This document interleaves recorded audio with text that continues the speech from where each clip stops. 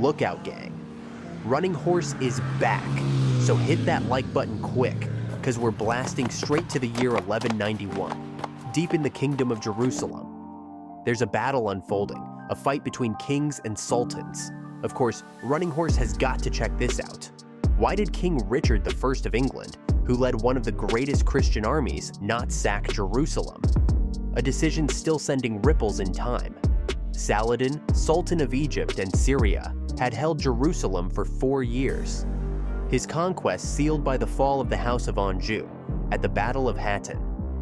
If Jerusalem could fall to the Saracens, Europe was next. Pope Gregory VIII called for war. He ordered the kings across the land to set aside their quarrels and take up the cross. The Third Crusade had begun. One king answered with a roar. Richard, the Lionheart of England, a warrior before a ruler, a name earned, not given. The greatest army in Europe was on the move, and leading them, the Lionheart, a master of siege warfare. He secured Cyprus, locking in a crucial supply chain before landing on the shores of the Holy Land. Ahead of them, war, which brings us here, on the road to Jerusalem. Just weeks earlier, Richard had laid siege to Acre, the battle that would define him. Saladin was desperate to stop the Crusaders' advance. Though these two men were enemies and would never meet, they respected each other. Saladin admired Richard's bravery. The English king led from the front. Richard, in turn, saw Saladin as a master strategist. Even in war, they recognized greatness. But the road ahead was dangerous. Saracen forces struck from the flanks.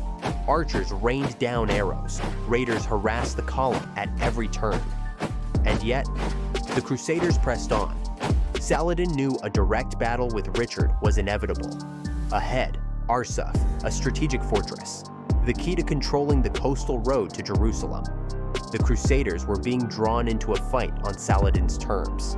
King Richard, however, had a plan. His knights hadn't been wasted on skirmishes. They had been held back, rested, ready.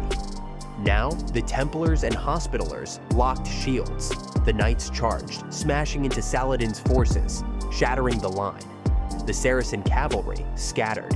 After hours of brutal combat, the Crusaders stood victorious. Arsuf, one of Saladin's rare defeats.